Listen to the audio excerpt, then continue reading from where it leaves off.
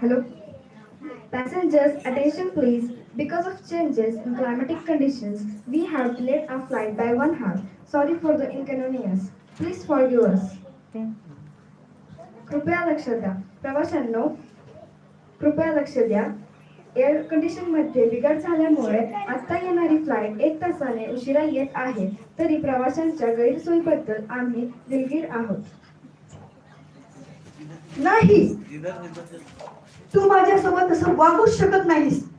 तुला मी ताकीद देते. तुला मला लवकरात लवकर कोणत्याही फ्लाईट मध्ये बसव. बस. पण मॅडम, मी काहीच करू शकत नाही. एअर कंडिशन मध्ये बिघाड झाली आहे. यू फूल, मूर्ख मुली, माझ्याशी हुज्जत घालतेस. तुला माहित नाही मी कोण आहे ते. बस. मला आता हे सहन होत नाहीये. मला आता हे सहन होत नाहीये.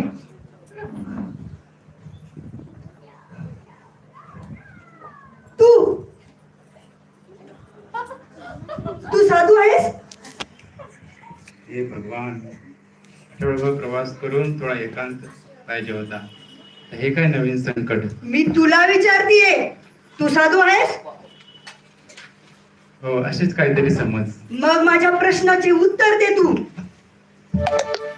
मला फ्लाईटला जायला उशीर का होत आहे आणि तुझे जे भगवंत आहेत ते मला मदत का करत नाहीत. तू उत्तर दे अगोदर. मॅडम, बसून घ्या. बसून आपण बोलूया.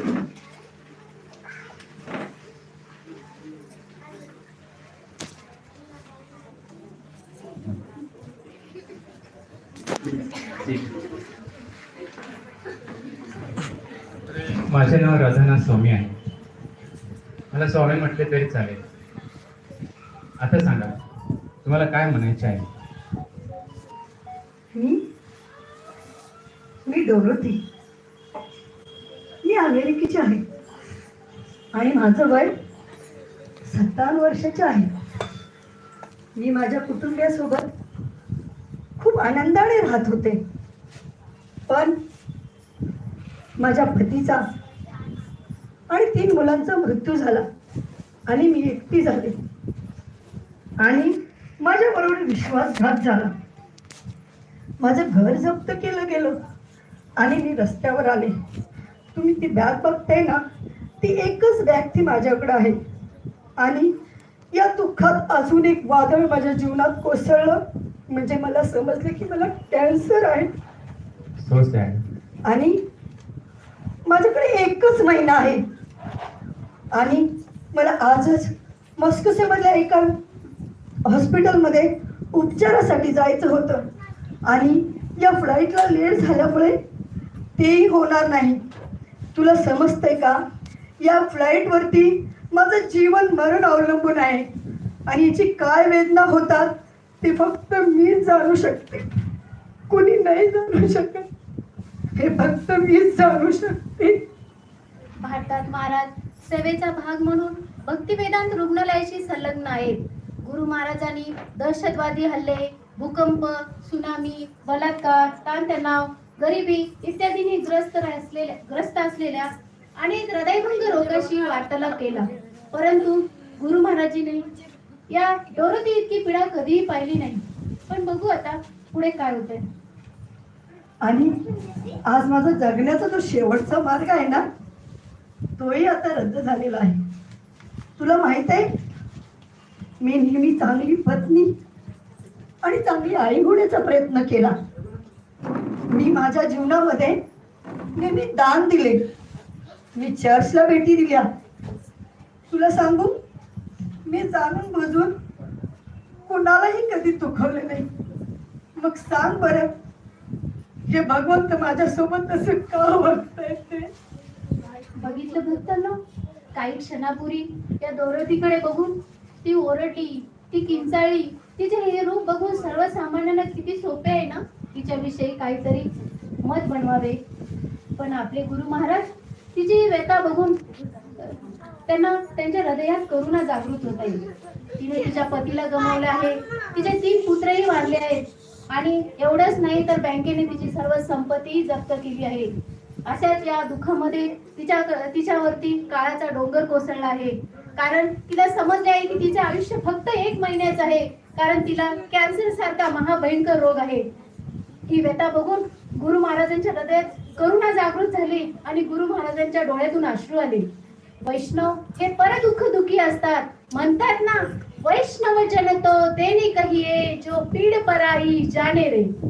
पण तुम्हाला बघून मला असं वाटतंय की तुम्हाला माझी काळजी आहे.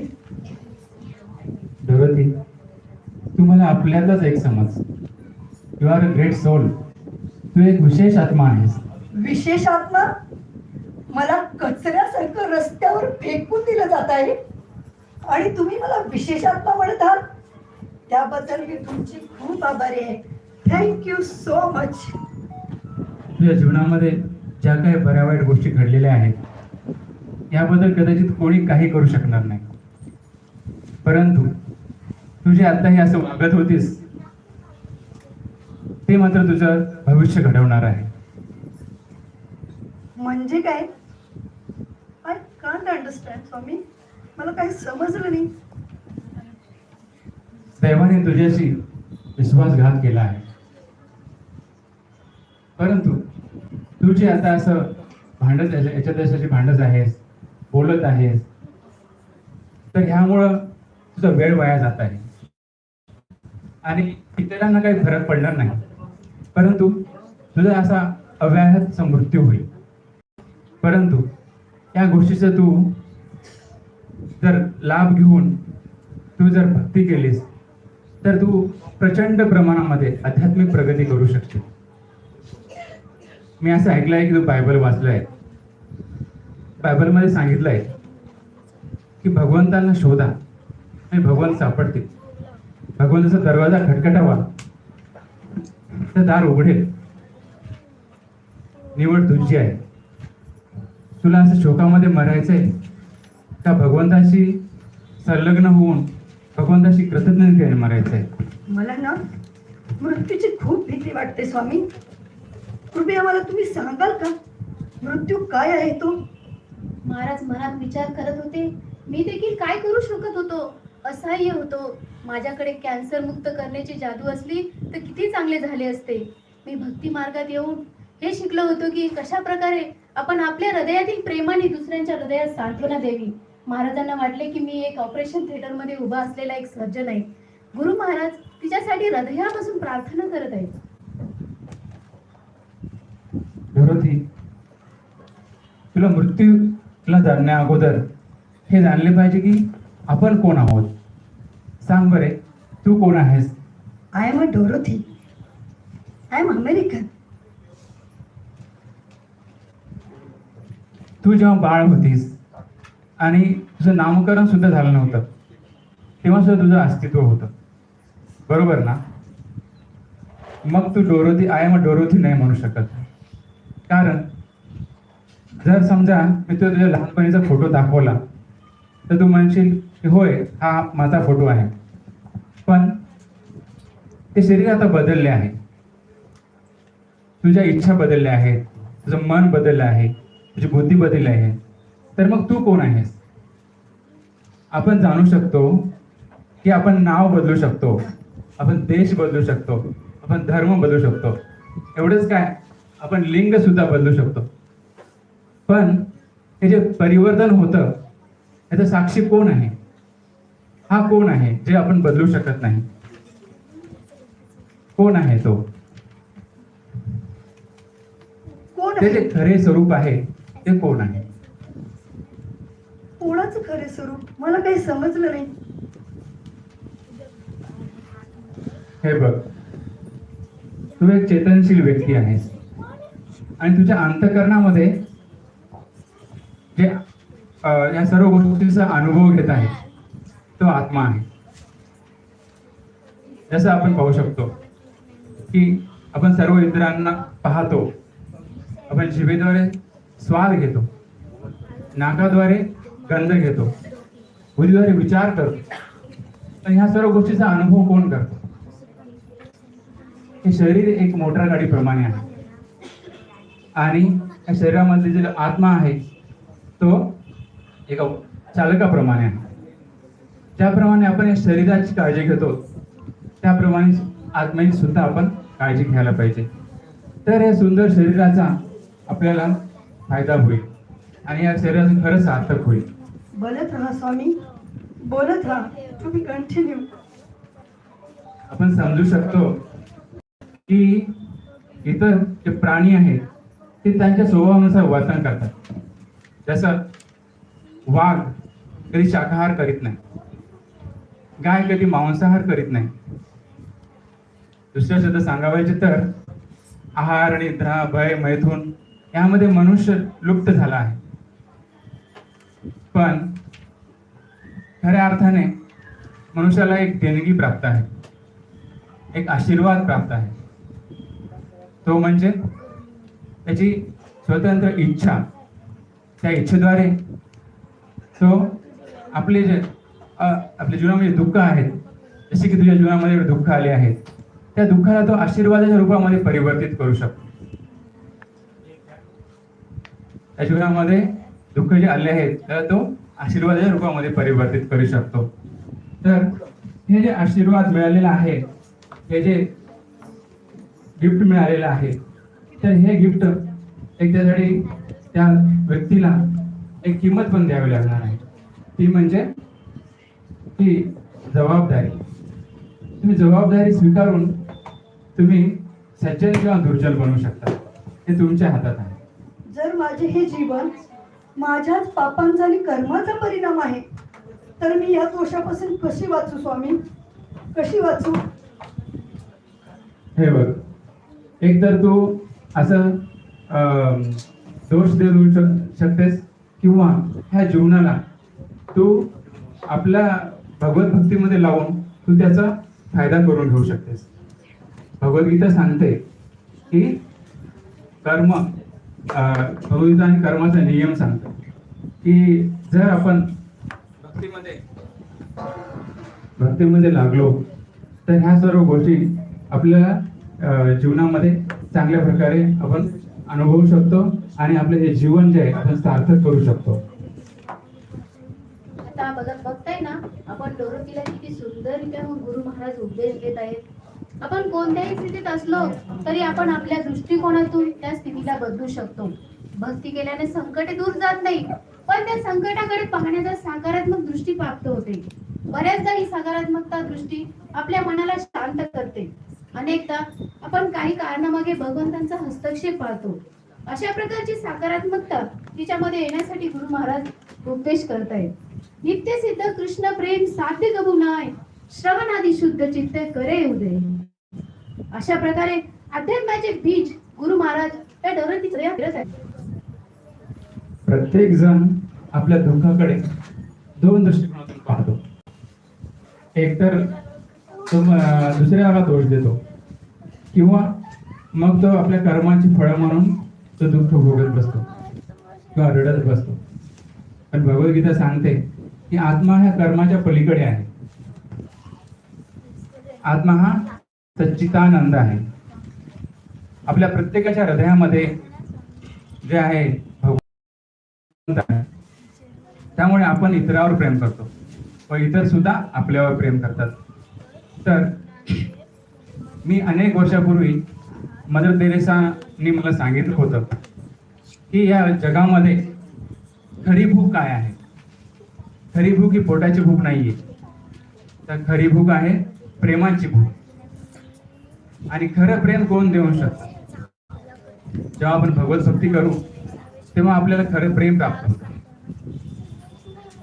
तर याचा अर्थ असा नाही की भगवत भक्ती मिळाली तर आपल्या जीवनामध्ये सर्व दुःख निघून जाते, परंतु भगवत भक्तीच्या ओलाव्यामुळे आपल्या जीवनामध्ये जे दुःख आहेत ते आपल्याला समजून येत नाही आणि ह्या दुःखावर आपण मात करू शकतो. तुझ्या जीवनामध्ये अनेक दुःख आलेली आहेत, पण ह्या जीवनामधून दुःखामधून तू जे इतरांना नावं ठेवतेस ते नावं आपण ठेवणार नाही. या दुःखामुळे, या भगवत भक्तीमुळे आपलं जीवन सुधारू शकतं.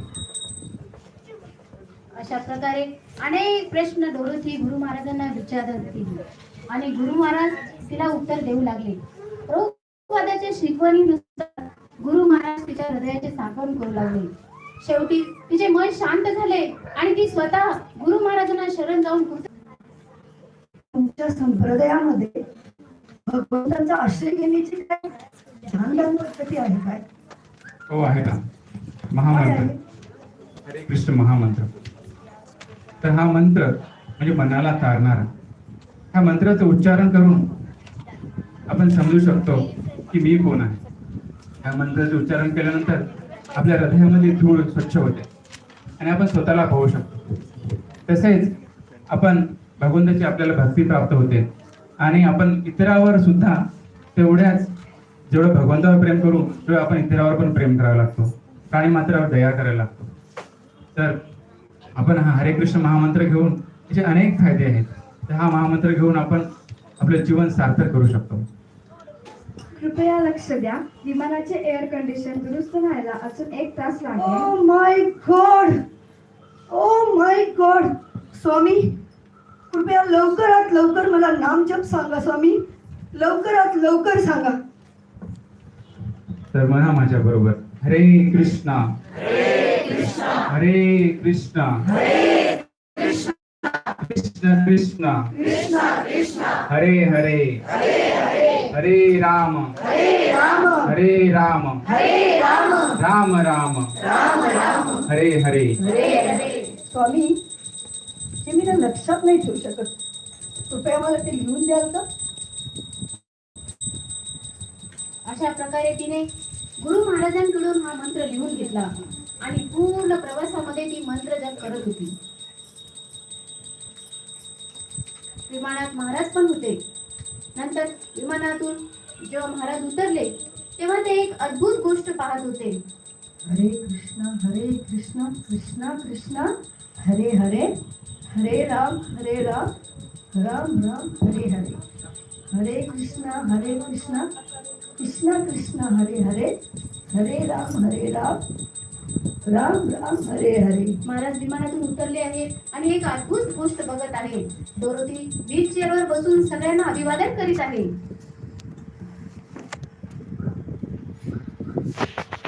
स्वामी, तुम्ही जो आम्हाला महामंत्र दिला तो मी पूर्ण प्रवासात म्हटला आणि मला खूप मानसिक समाधान मिळाले. स्वामी, कृपया तुम्ही ह्याच्यावर एखादी प्रार्थना लिहून द्याल का, जेणेकरून मी तुम्हाला लक्षात ठेवू शकू, आठवण राहील तुमची. Of course, my pleasure. जय श्री कृष्ण चैतन्य प्रभु नित्यानंद श्री अद्वैत गदाधर श्रीवासादि गौरभक्त. Thank you so much. आता मी जगू किंवा मरो मला काही फरक पडत नाही, कारण भगवंत माझ्या बरोबर आहेत, भगवंत माझ्या बरोबर आहेत, भगवंत माझ्या बरोबर आहेत. Thank you so much Swami, thank you so much. Thank you very much. Lord Krishna will bless you. हरे कृष्णा. बघितलं असताना हीच ती डोरोथीची ओरड होती, जी किंचाळत होती, जीवनाला कंटाळलेली होती. अशा डोरोथीला गुरु महाराजांनी कशा प्रकारे भगवत प्रेमाची जाणीव करून दिली. गुरु महाराजांना आणखी पुढे विमान पकडायचे होते. त्या विमानाला फक्त 10 मिनिटं बाकी होती आणि गुरु महाराजांनी धावत जाऊन ते पुढचे विमान पकडले. या गडबडीमध्ये मात्र डोरोथीचा नंबर घ्यायला विसरला. परंतु निश्चितच आहे की डोरोथीचं जीवन सफल झाले. कारण भक्तिविनोद ठाकूर आपल्या भजनात सांगतात, गंगार परेश हैल पश्चाते पावन दर्शने पवित्र करे येई तो मार्ग. गंगेत आंघोळ केल्याने व्यक्ती पवित्र होतो, पण एखाद्या शुद्ध भक्तातील केवळ दर्शनाने व्यक्ती पावन होतो. पण इथे डोरोथीला तर साक्षात गुरु महाराजांचा शुद्ध भक्ताचा संग मिळाला आहे आणि तिचे जीवन धन्य झाले आहे. शास्त्रात सांगितले आहे की साधू संग सर्व शास्त्र कहे, मात्र साधू संग सर्व सिद्धी होय. परमपूज्य राजाराम स्वामी महाराज की